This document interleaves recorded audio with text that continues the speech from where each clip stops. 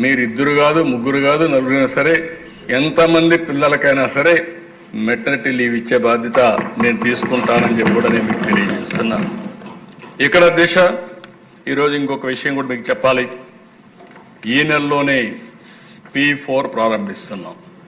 నేను ఆ విషయం కూడా మీతో మాట్లాడతాను, మళ్ళీ దీంట్లో మాట్లాడతాం. ఈరోజు P3 ద్వారా సంపద సృష్టించాం.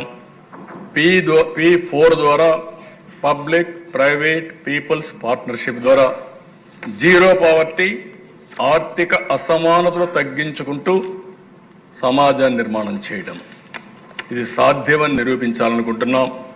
హై నెట్వర్త్ ఇండివిజువల్స్ 10%, కింద నుండే 20% దత్తత తీసుకొని మెంటరింగ్, హ్యాండ్ హోల్డింగ్, లేకుంటే ఫైనాన్షియల్ అసిస్టెన్స్ ఇవన్నీ హెల్ప్ చేసే విధంగా కార్యక్రమాలకు శ్రీకారం చుడుతున్నాం.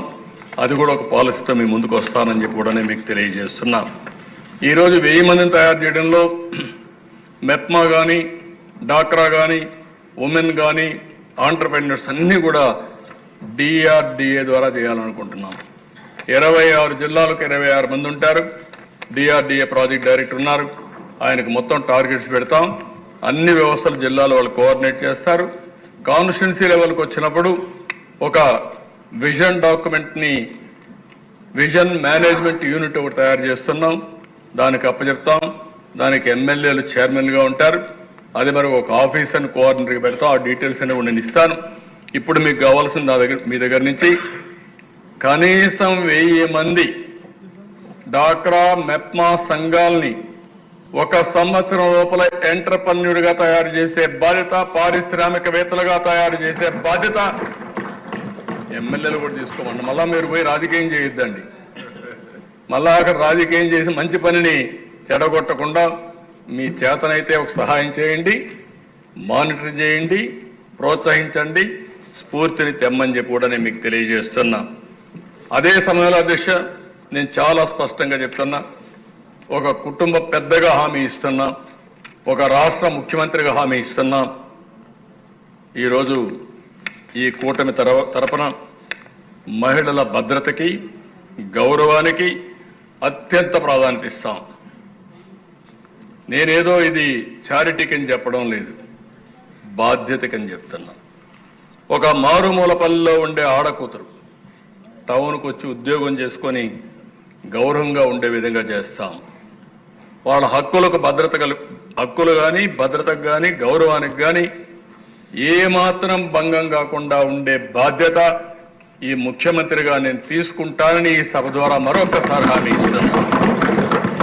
ఈ హౌసే అధ్యక్ష దానికి ఉదాహరణ. ప్రీవియస్ గవర్నమెంట్ 5 ఏళ్లలో ఒక్కసారైనా హౌస్లో ప్రజా సమస్యలపైన పరిష్కారం కానీ, సమస్యలను చర్చించడం కానీ ఎప్పుడు జరగలేదు అధ్యక్ష. ఇదే హౌస్లో నేను చెప్పాను, ఇది గౌరవ సభ కాదు, ఇది కౌరవ సభ. మళ్ళా క్షేత్రస్థాయిలో నేను గెలిచి ఈ హౌస్కి వచ్చి గౌరవ సభగా ఈ హౌస్ నడపతానని ఆ రోజు చెప్పాడు. ఈరోజు ఆ మాట నిలబెట్టుకున్న పార్టీ NDA ప్రభుత్వం అని చెప్పి కూడా నేను మీకు తెలియజేస్తున్నా. అందుకనే దిశ ఈరోజు ఇంకొక మాట కూడా మీకు చెప్పాలి.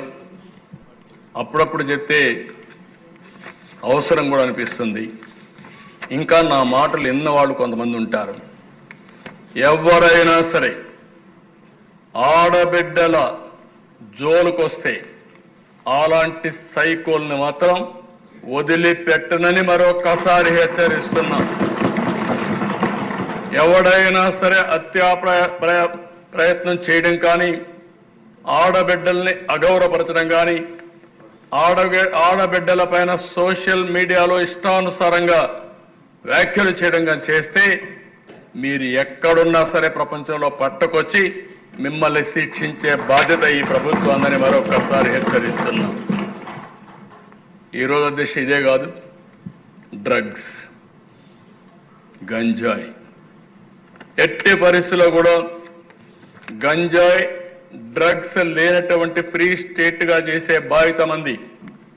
గంజాయి తీసుకున్న వాడికి కానీ, డ్రగ్స్ తీసుకున్న వాడికి కానీ భార్య తల్లికి కూడా వ్యత్యాసం తెలియదు. అందుకే ఇక్కడ ఏమాత్రం కూడా రాజీ లేదు, జీరో టాలరెన్స్ అని చెప్పి కూడా నేను మీకు తెలియజేస్తున్నా. ఈరోజు ఇక్కడ చూస్తే హౌస్లో కూడా మహిళలు నేను చూశాను అధ్యక్ష. ఓసారి ఎన్ని ప్రయత్నాలు చేసినా ఇంకా ఈ ఎకో సిస్టంలో ఫిట్టింగ్ కావడం లేదు. 175లో నేను ఎత్తే పరిస్థితిలో సీట్లు ఇవ్వాలని 22 మందికి ఇచ్చా. 20 మంది గెలిచారు, జనసేన ఒకరు గెలిచారు. 21 మంది ఈరోజు గెలిచారంటే అది మహిళల పట్ల తెలుగుదేశం పార్టీకి ఎన్డీఏ గవర్నమెంట్కి ఉండే అభిమానం అని చెప్పి కూడా నేను మీకు తెలియజేస్తున్నా. ఇంకా రేపు రాను రాను పెరుగుతారు. ఈసారి డిలిమిటేషన్స్ వస్తున్నాయి కాబట్టి మీరు కూడా కాంపిటీషన్లో ముందుకు పోవాల్సిన అవసరం ఉంది. మగవాళ్ళు కూడా కాంపిటీషన్లో ముందుకు పోవాల్సిన అవసరం